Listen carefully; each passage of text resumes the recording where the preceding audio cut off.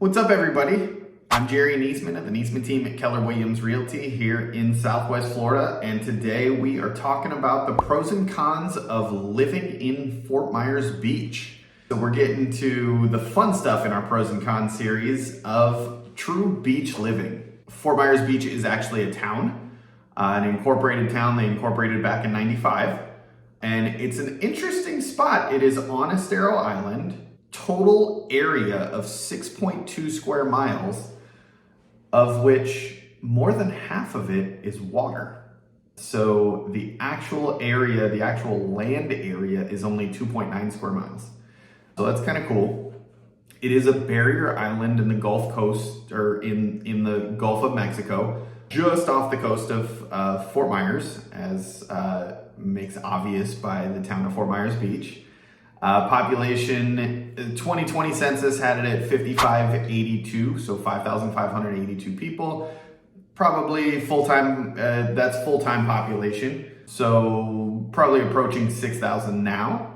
And it's made up of a mix. There are quite a few full-time residents, as well as, of course, a significant amount of seasonal residents that come down in the winter months. And number one industry in Fort Myers Beach is tourism. So, of course, beach town, beach destination, they're almost always tourism. Construction is big there as well. Many of the construction people live in Fort Myers, other parts of Southwest Florida, and just travel back and forth to Fort Myers Beach because it is a little bit more expensive to live on Fort Myers Beach. As you can imagine, most islands are a little more expensive to live on typically. Biggest draws to Fort Myers Beach are those white sugar sand beaches all up and down the islands. And actually, Estero Island is one of a number of a string of islands, chain of islands that have bridges that you can hop across down to Bonita Springs. So you can get onto Estero Island from Fort Myers, or you can come up from the south from Bonita, hopping over multiple islands and get there that way as well.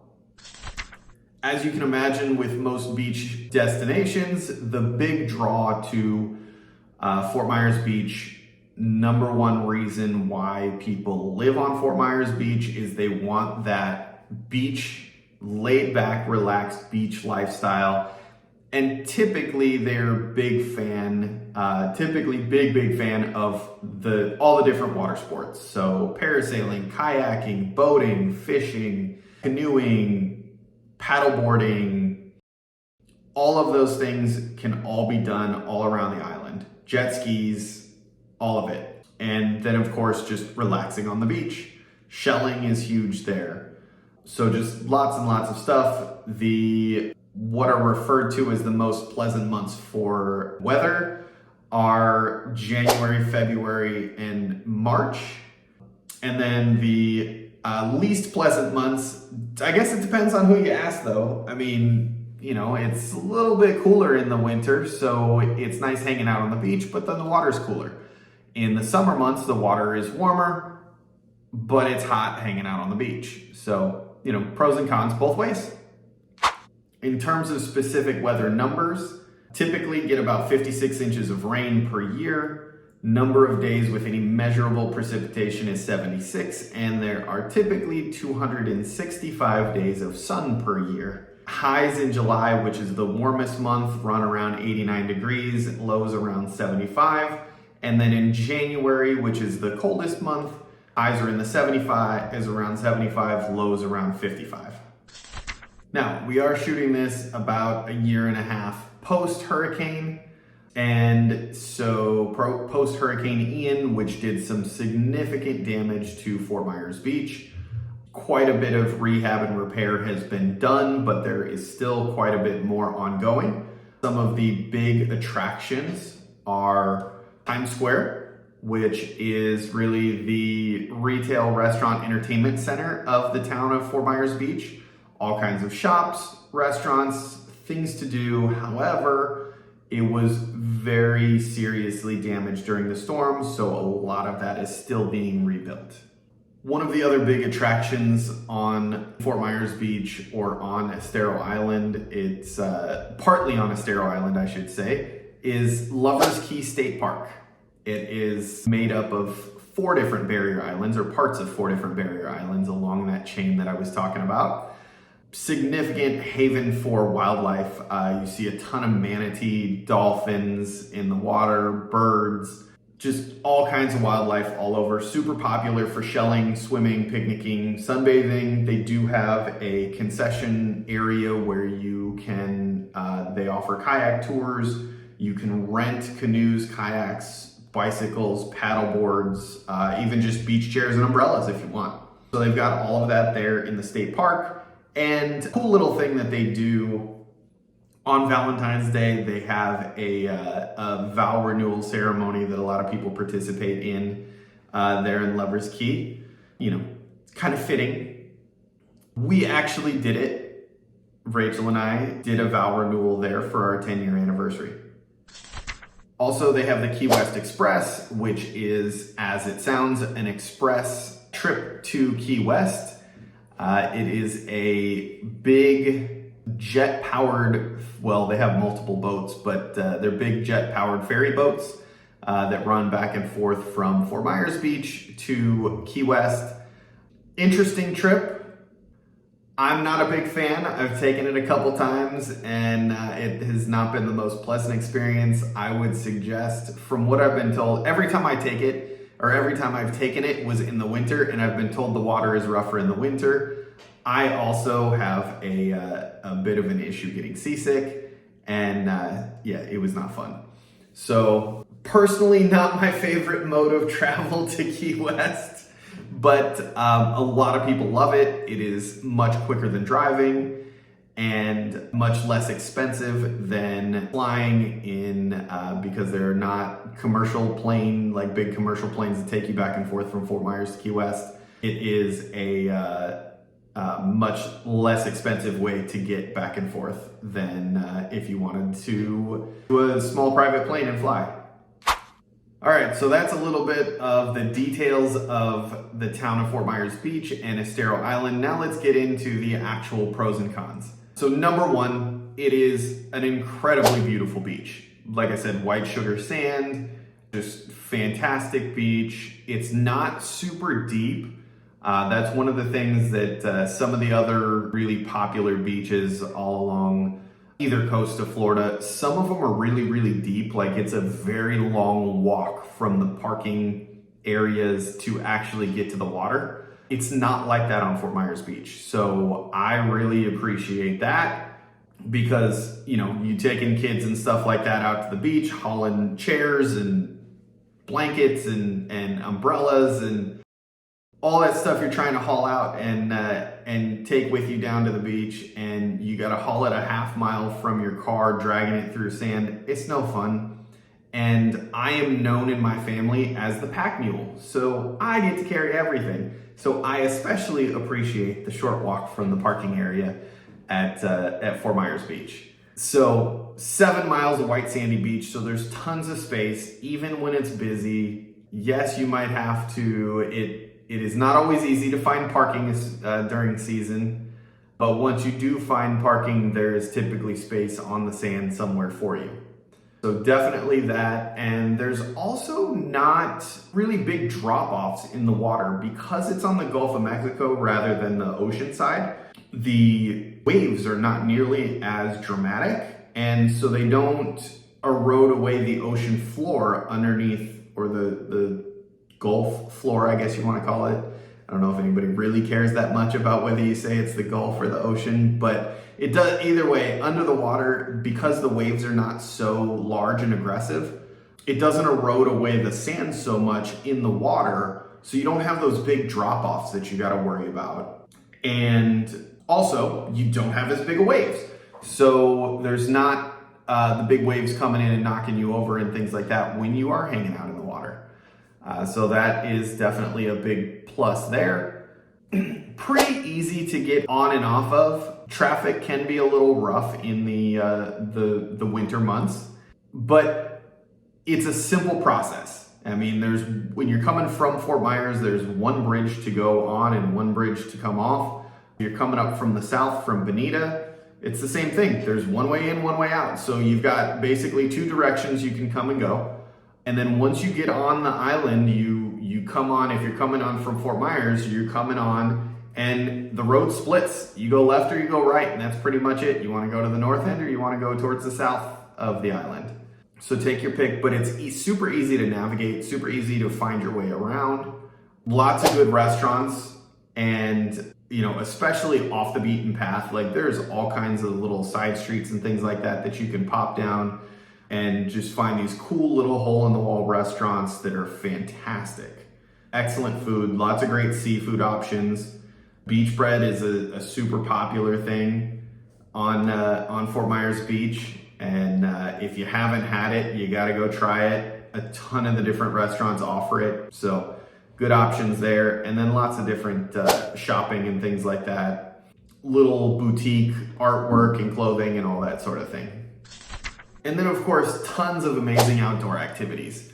So boating, fishing, there are plenty of places you can rent boats if you want to rent your own private boat. Very easy to do. Just make sure that you pay attention, because there are plenty of sandbars and things like that in the water that you don't want to be the one who gets your boat stuck. Also, if you are into fishing, there are tons of different options for fishing charters. You can either do the larger boats that'll take you out, take out big groups and, go further out deep if you want and go that route. Or if you want to go more of a more intimate, private, there are options for back bay fishing, which is my personal favorite. You run around the inland waterways and like the back bays around the island and all that, and lots of cool fish and great spots to fish in there. Or you can hire a private boat to take you further out and do some deeper sea stuff as well. So lots of great options as far as that goes, and they cater, because there are so many different options as far as that goes, they cater to all different budgets. So, the bigger kind of like party boat almost setups where they take out big groups, super cheap to get on those, depending on whether it's in season or out of season and all that. And if you're doing a half day or a full day or whatever, different price ranges and everything, but very inexpensive, usually like under $50 a person. If you want to do the back bay stuff for a half hour or for like a half day, it's, it might be a little more expensive now. It obviously can fluctuate depending on gas prices and that sort of thing. But, they're typically in the like $250 to $400 range for a half day, and then a full day will run not quite double that. They usually give you a discount on full day, or it doesn't quite double. And then if you want to go out deep sea, then it is going to be more expensive, because you're talking bigger boats, bigger motors, use more fuel and all that, so they tend to be a little bit more expensive. But you're catching bigger fish and all that. So tons of outdoor stuff. There's also like shelling tours. Well, they'll take you out on a boat to take you to some of the different barrier islands and pop onto beaches that are only accessible by boat and take you out and shelling on those. So lots of cool tours. There's kayak tours, there's manatee tours, things like that, paddleboard tours.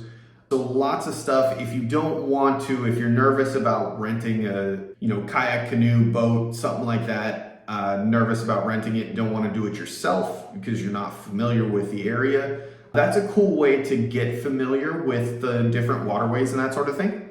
And take advantage and let the guides teach you different routes through the waterways, and then you can rent something on your own later or another time when you come back. There's also the pirate cruise, which is a ton of fun.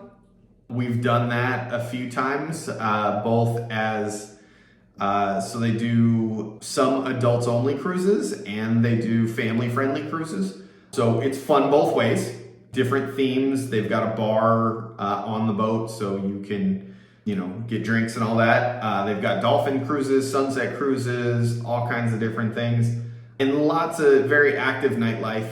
So lots of good stuff there. Now, for the cons, Being that, like I said, there's really only 2 ways on, 2 ways off, traffic can get a little rough, especially during the high season winter months. Be prepared. I always tell everybody, plan to go early and leave late. So go early in the morning and then either leave midday, leave early, or leave late in the evening, because traffic is rough in the busier hours, 9, 10 o'clock, 11 o'clock in the morning. Going onto the island is tough. Leaving the island at like 3, 4 o'clock in the afternoon before dinner is rough. Or leaving right after dinner, 7, 8, 9 o'clock is also pretty tough. So better off leaving like late in the evening and getting there first thing in the morning if you're not staying on the island. If you are staying on the island or living on the island, then you will very quickly find out the best times to move about. But cycling or walking are typically the best ways to make sure you don't have to deal with traffic.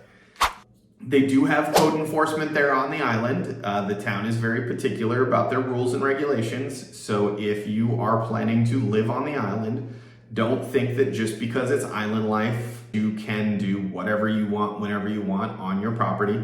They're very particular about it, and including if you're planning on using your place as any kind of like renting it out, any kind of vacation rental or anything like that, you need to make sure there are very specific rules, very specific streets that are and are not allowed to be used as short-term vacation rentals.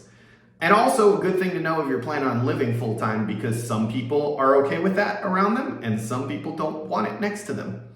So it's a good thing to know either way, and something that we can definitely help you navigate.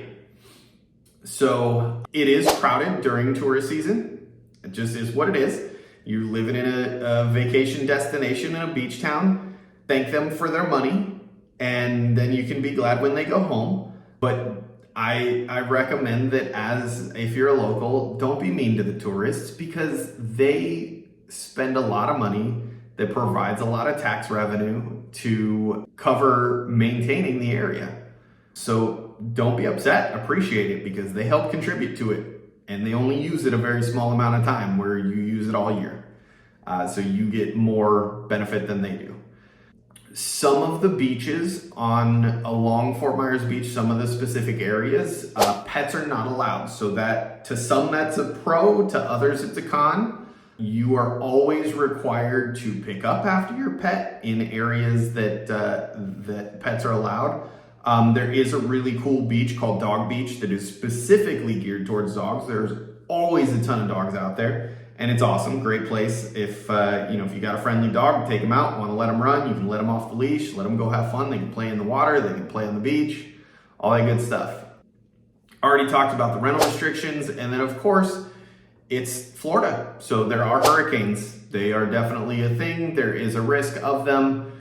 As we saw with Ian, they can do some very serious damage. You need to be prepared for the risk of storm damage, and be prepared, make sure that your property, if you're gonna own property on the beach or on the island, on a barrier island, you gotta be prepared and make sure that your property is well equipped to be able to deal with it. So it's just one of those negative things that you gotta take into consideration when it comes to buying, living, vacationing on a barrier island. So that's all I've got for the pros and cons of living on or in the town of Fort Myers Beach on Estero Island.